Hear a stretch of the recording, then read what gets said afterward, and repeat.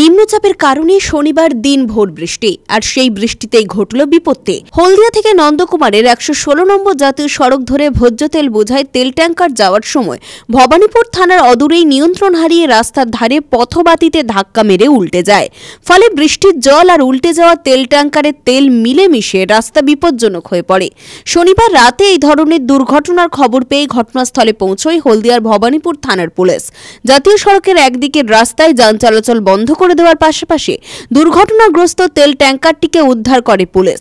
পাশাপাশি রাস্তা দিয়ে যান চলাচলের উপযুক্ত করা হয়। বৃষ্টির কারণে রাস্তা পিচ্ছিল হয়ে পড়ায় এই দুর্ঘটনা বলেই প্রাথমিকভাবে মনে করা হচ্ছে। বর্তমানে যান চলাচল স্বাভাবিক হয়েছে।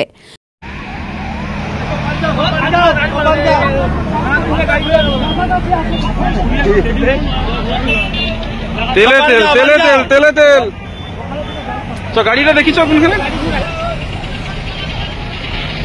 তেলে তেল, পুরো তেলে তেল।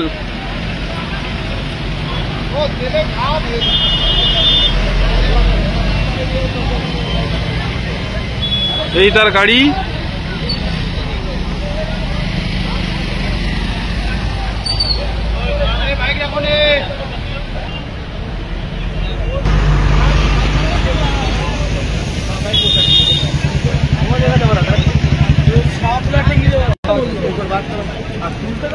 ভবানীপুর থানার সামনে একটা তেল ট্যাঙ্কার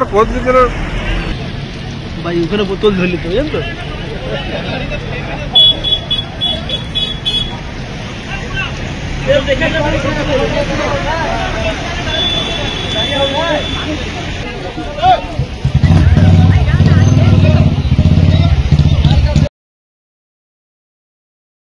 রঞ্জন মাইতির রিপোর্ট, খবর BCBS।